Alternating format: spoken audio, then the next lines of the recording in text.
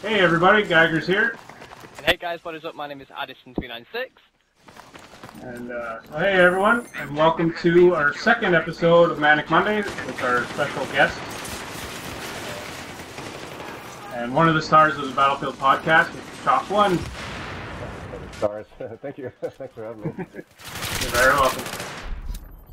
So today we're playing Conquest Domination on Operation 9 to 5, not Ziva Tower. And we're basically playing the objective whilst talking to Chalks today. So I hope you don't mind, but if we jump straight into the questions, is that okay, Ole? Oh, go for it. Brilliant. I just keep dying, so go ahead. I was basically... Wow, there's like 518. I was basically wondering, why did you want to start a podcast for Battlefield in the first place? Well, so you have to kind of put yourself back in time about, gosh, almost 7 years now. So this is before a bazillion YouTube videos about Battlefield, whatever. Yep. So there was none of that, right? We had Battlefield 2, and there were fan sites. TotalBF2.com, you know, things similar to like Battlefield.com that we're all familiar with. And that was pretty much it. That's where the community was, and everybody chatted in forums, and that was that. And at that same time, it was sort of the beginning of podcasts, I guess. Audio podcasts were popular or getting popular. And a friend of mine, Pequan, also goes by Chalk 2, which is probably a horrible choice in the end, but we would play Battlefield 2 together on PC, and after the games we would just sit and chat about it, and just kind of shoot the shit and talk about it. And I came up with the idea, hey, why don't we record this and maybe turn it into a podcast? So we did that. We did one episode that sounded horrible, and it was really awkward and everything. We got it posted up on the website forums, and people really responded to it. I got promoted. Saved that just for this show. All right. Well, yeah, I remember.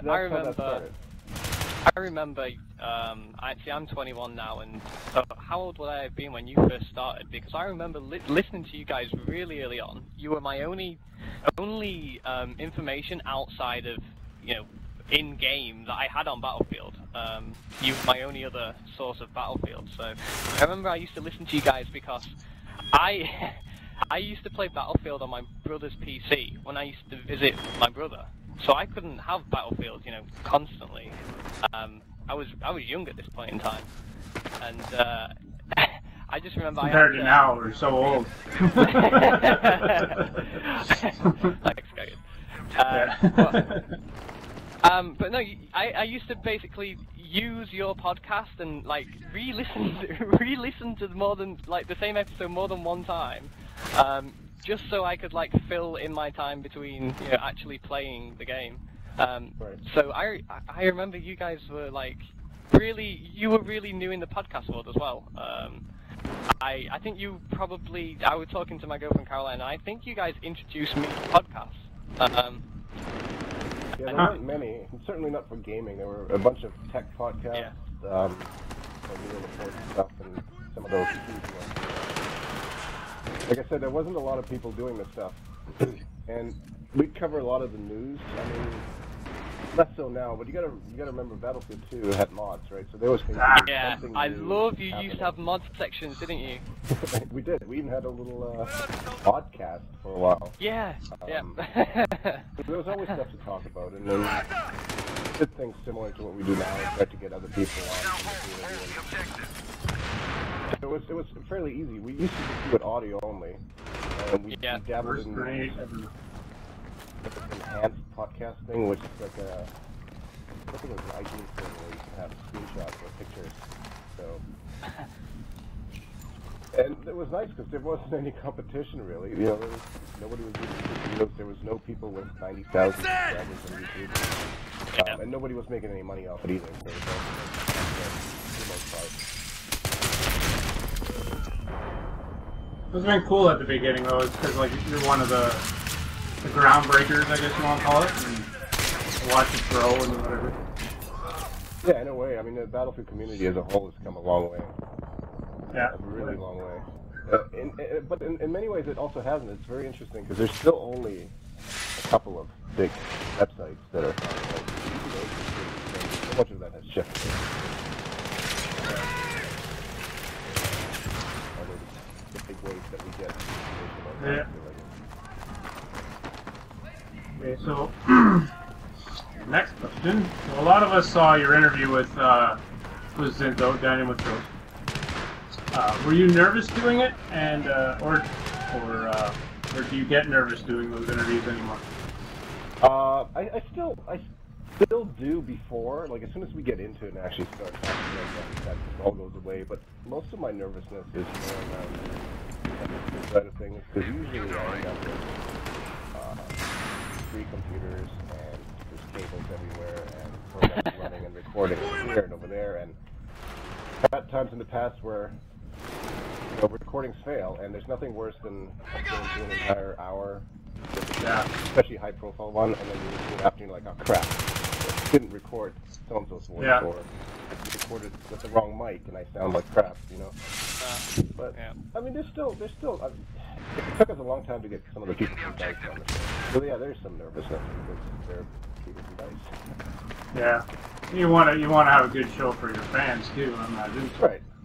So now you're doing it. Get somebody on like that, and then nobody cares because he's not answering questions well, or he has nothing to say, Yeah. Well, he had a lot to say. A lot to say. That it was a good interview. We could all agree. A lot of grenades up here, buddy. The enemy now controls all objectives. So, oh, nice revive, thank you. So, Chuck, do you know, obviously you know what a battlefield moment is. To anybody out there who doesn't know, I didn't know how to approach that without being patronising. I wanted to introduce him, but I was like, oh shit. I sort of just asked that to Chuck. So yeah, anybody who doesn't know what battlefield moment is, it's basically like the amazingness of, well, not just the Frostbite engine, because we... Thanks! No! It's not just the Frostbite engine, is it? Because we used to have battlefield moments before, for the Frostbite 2 engine. But it's basically like an amazing moment that happens in Battlefield that, it's just unique. You wouldn't be able to reproduce it, if you tried 100 times, that sort of thing.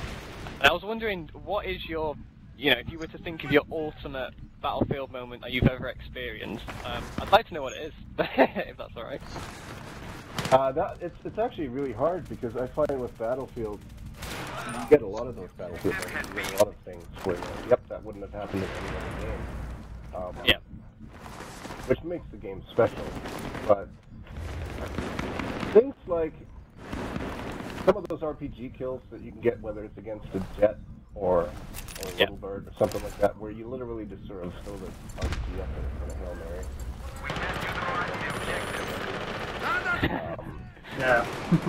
Those are kind of cool, but there's I don't know if there's one. I died for you so you could take the tags. Did you do that at least? No. Not trying to avoid the question. It's really hard to answer to nail it down to one moment. I'm not one of those. A lot of people will tell you that it's like a Rambo dog tag, multi-kill kind of moment. Taking down a full chopper. Something like that. But I haven't gotten a whole lot of those actually. I did get one the other day that was kind of cool. Little bird, and it got me. One of the premium. Alright, Those are, I don't know, I like it when you blow shit up and then, something pops up at the top of the screen and you're like, hey, I got it. So it's like, not only did I do it, I also got this cool dog tag. But also just the other day I was knife fighting with somebody, literally almost one-on-one. We just ended up behind a building on a TDM knife. And I was just about to get killed. I started going into the animation with the dude pulling back on my shoulder. And then I hear this loud pop, and I stand up straight again, and I see that he got sniped by somebody else Right away. So it's one of those. I don't think you could reproduce that if you wanted to. No. Where you're just about to die and you get saved. Yeah. We have taken the objective. Oh, mine are my favorite. I like Gulf of Oman, my favorite map, and the moments when you're standing in the desert and you got tanks and airplanes and helicopters flying over you, and they're all going off to their little wars and all that. Those are my favorite moments. It's just like you can't. It's the only game you can get that in, really. Except, well, you know, maybe Arma or something. But I've never played it. Those are the things I like. So. Next question. Speaking of dog tags, you and Darkness, your partner, recently got the DICE approved gold dog tag. Probably took longer than you thought it might, but you got them. But you both must feel very happy that it happened. You explain your feelings when you got them? Well, it was interesting because we actually ended up getting them. It came out of that interview that you mentioned earlier. Right. And we chatted to him a little bit afterwards. And I don't. Part of the problem. I didn't see that guy. Well, I know. He just came flying out of the ceiling. I think part of the reason. And I don't want to make it sound like it took so long. And you're upset about it or something. No. Like, it really didn't matter. But. You know, this industry, people change so quickly, right? So there's very few people left at DICE now that even remember us from when we first started doing the podcast. And then we also didn't do it for a while during Bad Company 2 and Bad 1, sort of. Oh, really? We talked to Daniel afterwards. We're trying to get through here, buddy. There's people behind you that are trying to kill you. I'm trying to help. We mentioned to him that one of the guys that we interviewed in 2006 is now his roommate. Right. So it came out of that, and then we ended up actually getting them unlocked on the day of my birthday. Right. Kind of a really nice present. So it was really nice.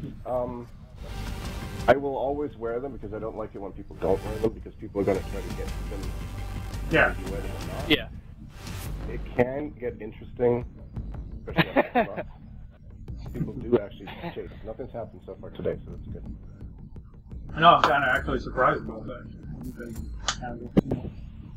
Do you mind? I think it's a pretty great honor, so I think we're both very happy about it. Do you mind me asking you, like, because it did, for me, it took a long time for you guys to get them. It took a long time, even though, you know, they could have had, the whole staff revamped, and the people must have known what you were doing, before they worked there, or even if, as soon as they worked there, they must have heard who the Battlefield podcast was. I mean, who in the community who looks around doesn't find you guys and at least your audio podcast? I just find it hard to believe why you didn't get them earlier. Is that something you thought of, for any period of time? Well, when they did about 2 rounds, I think, when they handed out a whole bunch and they announced on Battlelog who was getting them. Yeah. And we sort of looked through the names. It's like, okay, big YouTuber, never heard of this person, and Yep. but at the same time, it's like probably a lot of it was supposed to be based on. Yeah. Right. Yeah. Honestly, sometimes I think it was just a matter of, if you asked enough and it made sense enough to them, then you got them. But I don't know. Yeah, I can't imagine what the decision-making process is. Thank you. Oh, left side behind you guys. Going for the res. Wow.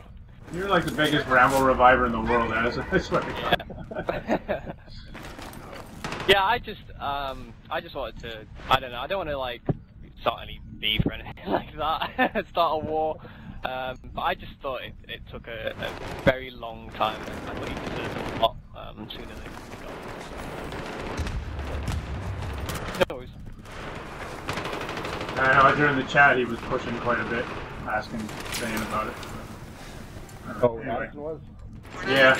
Okay. Yeah. Yeah, I didn't like the point. I don't want to speak on it too much. I'll move me on if I'm talking too much on it. But I just didn't like the point where he was saying something along the lines of, the reason why we've given them to people in the past is they've done a lot for the community, or they've put in a lot of effort, and I was like, these guys haven't.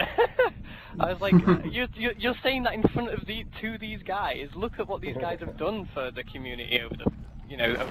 I actually got annoyed at it. I'm getting annoyed at it now, so I don't want to talk about it. Oh, free dog tags for me. I think that's the same guy I just knifed a little last week. Oh, and this guy's trying to knife me. Okay, so yeah, I'll move on with the next question. So what's your favorite Battlefield title, and why? I played 1942 for a bit, but Battlefield 2 was where I met a lot of my closest friends. It's hard. I've gone back to play Battlefield 2, so it's hard to put it in perspective. A lot of people, I have a hard time comparing to Battlefield 3. I still think, in some way, that Battlefield 3 is my favorite title, because what it's done for us, like Battlefield 2 and 2142, we were all playing together as a community. Behind you guys. Oh, there's a bunch Never of mind. here. It's like a hornet's nest. You go right, Chalk, behind you. But Battlefield 3 it's the same guy again. It now came out on PC and all the platforms, so it didn't really matter what you had. You could play the game. So that's one of the reasons why. I mean, obviously, technically and all that. Yeah, because like Bad Company 1 wasn't on the PC, right? But Bad Company 2 was. Correct. But at that time, I never played it on the PC. So I played Bad Company 1 on Xbox, but with only one other person. And because nobody else that I knew had an Xbox, they were all still on PC. And then when Bad Company 2 came out, I ended up playing it on PS3 with even less friends, because nobody had PS3 as well. So then when Battlefield 3 came out, we all it was that time to upgrade, PCs, and all got back together. Well, it's like, PS3 is it was the benchmark for PCs now, right? Is it still? Or did Crisis 3 surpass that? Well, I don't know. You could put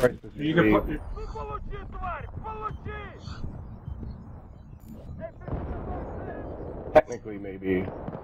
Again, it's newer, but I still have the most fun in Battlefield 3. Yeah.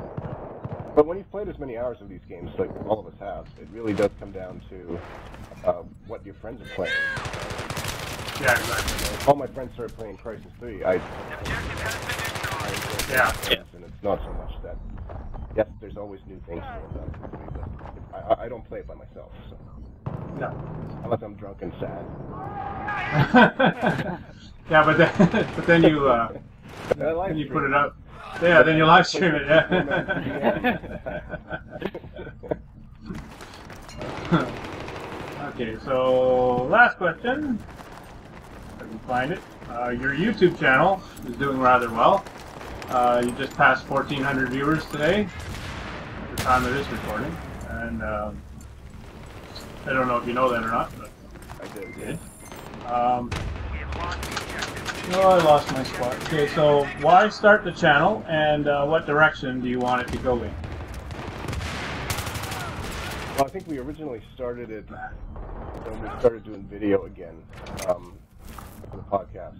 And to be honest, we've done video in the past, years ago, and it was always, frankly, too much work. Okay. Too much editing and all that stuff. So I know what you mean. we said, let's do these things live without any editing. What's a good way to do that? And there's not a ton of options to record live video. Right. And Google Hangouts let you do that for free and have like one button upload to YouTube. That's actually sort of how we started the channel, so we'd have that place to use it. And then, branch out a little bit, do a little bit of this, a little bit of that. Figure out how to record on PC and start recording. It's grown a little bit in various directions. As to where it's going to go, probably just more of the same. I mean, it's still going to be, obviously all of our podcasts are going to be up there. But, you know, every once in a while Tim will do a news reel on the latest DLC news or whatever comes up. Yep.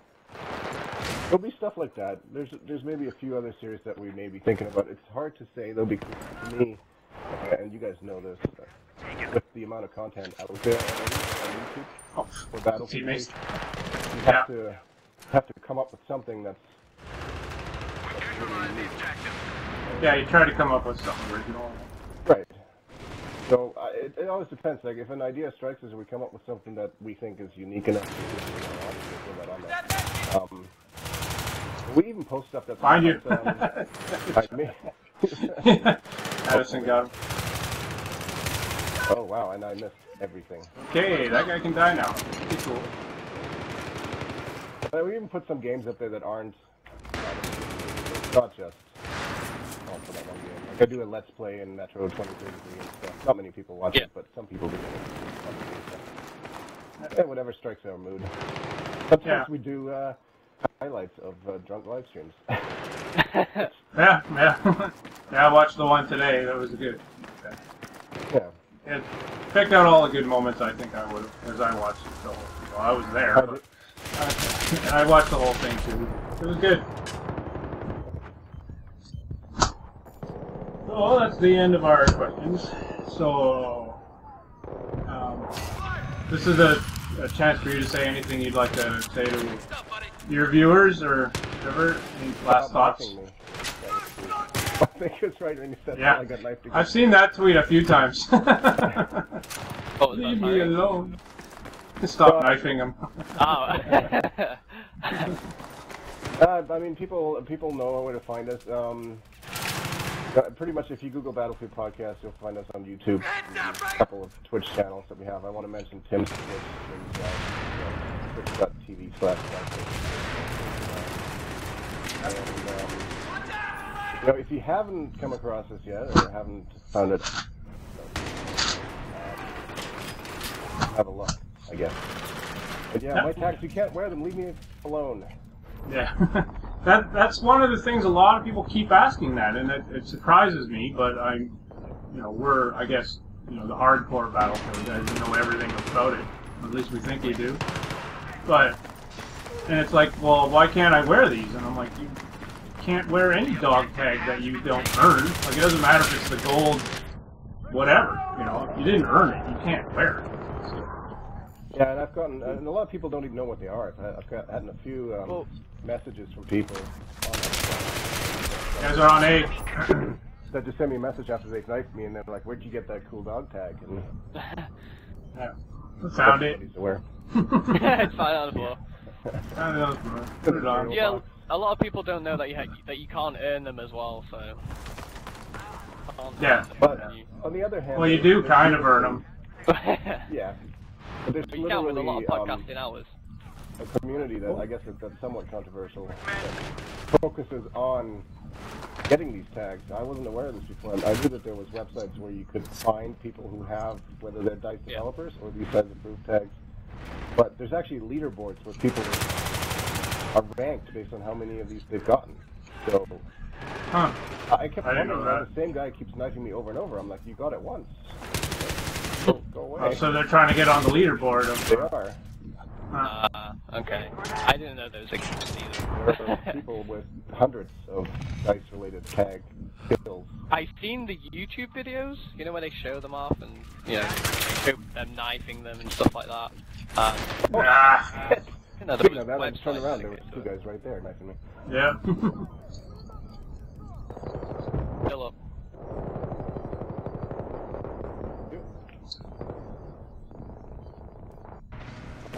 Same guy. That's actually the downside, because now the people that I play with, they tend to get knifed a lot. Oh my god! Yeah. Sorry, Chuck. Sorry, Ollie. Which team are you on? Are you just standing Jesus. There? Okay, well, we can wrap that up. We'll we'll edit it so we can show the end of the game or whatever later.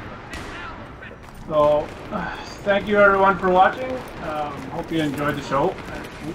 This guy right here.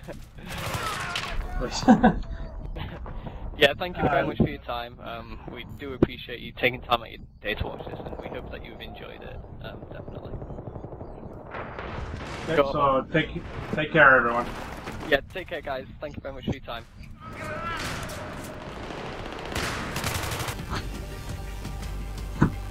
Hey guys, well there it is. We won the game. There it is. Stay tuned. Next week's guest will be True Tactics 2. And I'd like again to thank Chalk very much for coming on to our show. And take care, everyone.